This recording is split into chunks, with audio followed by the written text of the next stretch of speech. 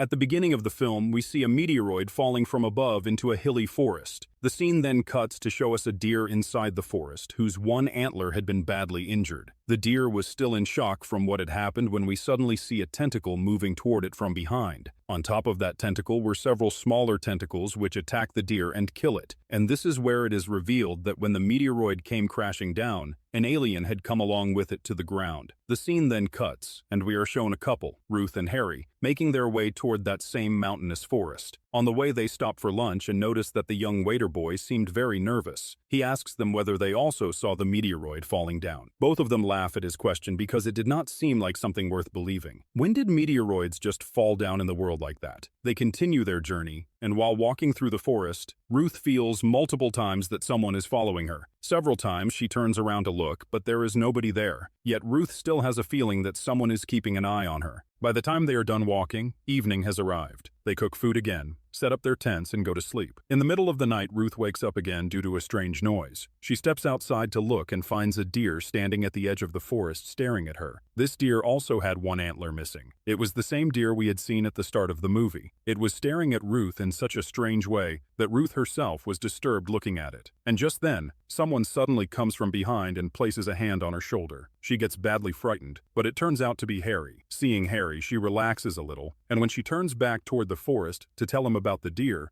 was already gone. It would be more accurate to say that it had vanished from there. A frightened Ruth tries to tell Harry everything, that she had woken up due to a noise and a strange one-antlered deer was staring at her from the forest, and now it had disappeared. Harry does not believe a single word she says. He takes her back inside to sleep, and morning arrives just like that. They continue their journey again, and Harry takes Ruth to a special place inside that same forest. It was a very beautiful spot by the seaside, and there Harry proposes to Ruth. Ruth should have been happy, but instead she starts getting a panic attack. She cannot control herself. Her world starts spinning. Harry supports her, and she tries to keep herself normal by taking pills. The situation between the two becomes quite awkward, and they come back to the forest and set up camp. Harry decides that they will leave the next morning. Both were silent for a long time, but then suddenly Ruth spoke and asked, "Why did you do this, Harry? What was the need to propose to me?" Hearing this, Harry gets angry because the two of them had been together for the past 8 years. Ruth should have been happy, but instead she was being angry at him. Things get so bad here that Harry goes inside the tent to end the argument and Ruth stays sitting outside. Again, she feels the same way, that someone is keeping an eye on her. Ruth wakes up in the morning, she sees that Harry was not there. He had left a note saying he had gone for a walk and would be back soon. With Harry away, Ruth gets an opportunity. She tries to call her doctor, but the call does not connect because there is no signal. While searching for a signal, she reaches a spot where she finds that same deer lying dead which had appeared again and again in the movie. It was strange. After dying, the deer was completely covered in a black-colored liquid, and its mouth was split open as if someone had cut it in two with a knife. Seeing this, Ruth gets extremely frightened. She starts getting a panic attack again, and then Harry comes and helps her. Ruth tells him that this is the same deer that was staring at me. Harry calms her down and says, "Ruth, that is not the case. There are many deer in this forest, and looking at this carcass, it seems like it has been dead for several months. It must have died from some disease, which is why there is this black liquid on it." They come back to their camp and start pulling out more information from a book related to the forest. Harry confirms that the deer must have died from some illness, and also convinces Ruth that there is no danger here. And besides, I will not let anything happen to you here. Now, Harry starts cooking food for Ruth, while Ruth goes for a walk on her own. While walking, she spots a cave. The moment she comes in front of the cave, she gets a strange feeling as if the cave was forcing her to come inside.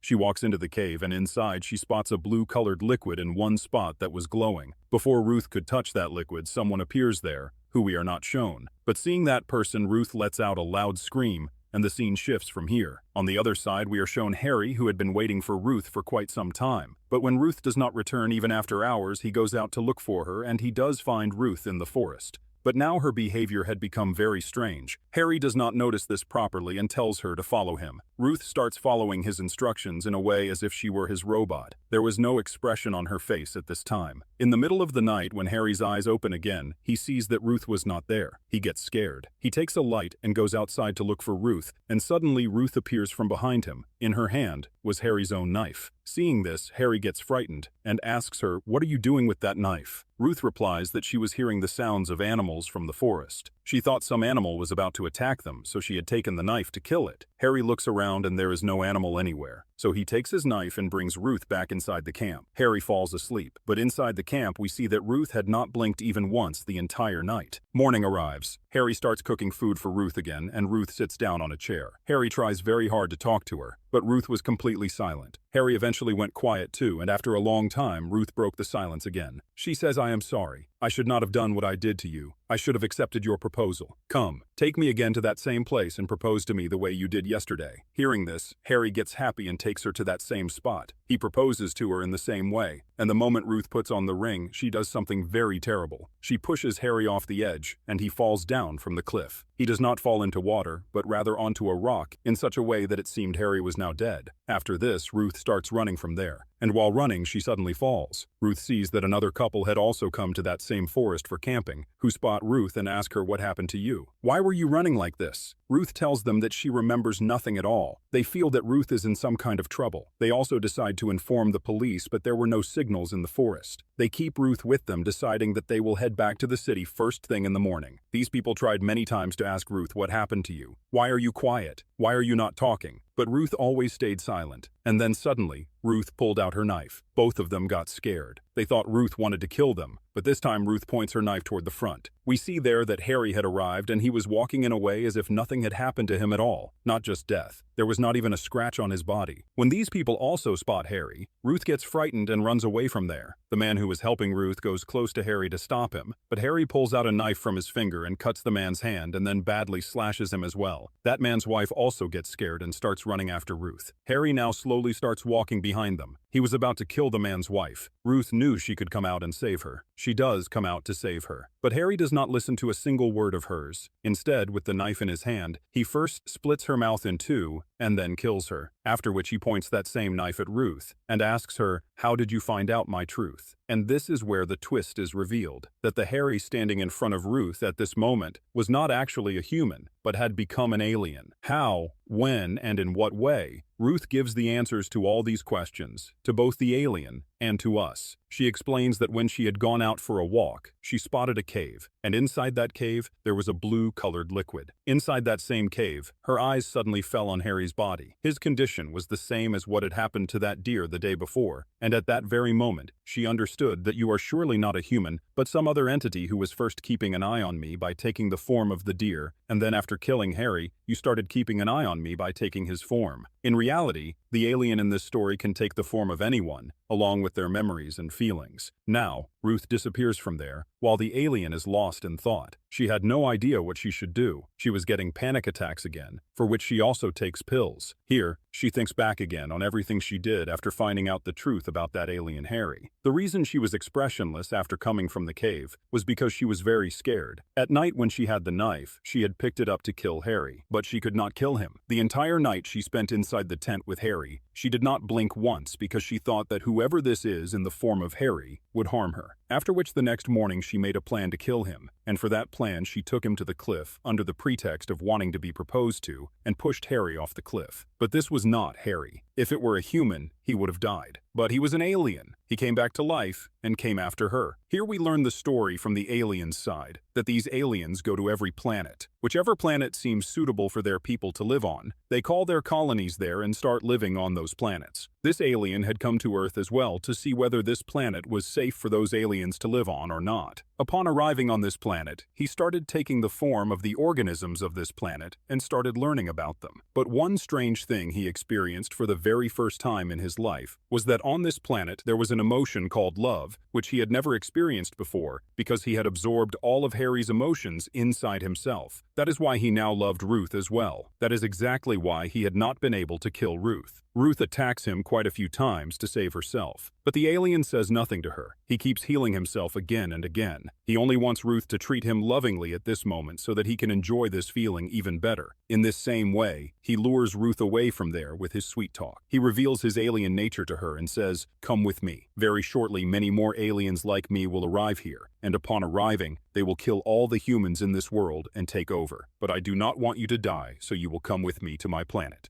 Ruth was fed up with his talk. She was not paying attention to what he was saying. Her entire attention at this moment was on the water where there was a shark. A plan comes to her mind. So she quickly stabs her knife into the alien's body and runs into the water. Here, blood starts coming out of the alien's body, and smelling the blood, the shark immediately grabs him, and seizing the opportunity, Ruth runs toward the forest. She felt she had survived. So coming quite far into the forest, she sat near her camp and started catching her breath. She ate a little food there, took a pill to stop her panic attacks. Meanwhile, on the other side, we are shown that the alien had still not died. The alien had instead killed the shark, and after that he starts healing his cut and torn body back together again, or you could say rejoining it, and heads toward Ruth. He wanted Ruth in every situation, but he did not know that a person cannot be won over by killing someone. He thinks, why not come out of Harry's body and go inside Ruth's body? So he grabs Ruth and ties her inside a cocoon and tries to kill her, tries to take her form, tries to take her emotions and memory. We see that Ruth had still not fully died, and that alien had also completely become Ruth by now. At this time, Ruth was getting panic attacks, and the alien also feels these panic attack feelings and gets very frightened. But at this point, all of Ruth's pills had also run out, and the alien cannot take a pill and starts going crazy from the anxiety feeling. Watching this, Ruth starts laughing and says, "Well, now you have it." Seeing him weakening, Ruth picks up a stone and hits it over and over on his head, and badly crushes his head and face, and immediately flees from the forest. Taking her car, she had gotten out of the forest, but from behind it was shown that the alien had once again healed himself. He was also now in Ruth's appearance, and he started talking to Ruth again through the car radio, and Ruth was more frightened than ever before. She had understood that these aliens were not going to stop chasing her. In the post-credit scene of the movie, we are shown that many alien ships are crashing into that same mountainous forest. The movie comes to a close.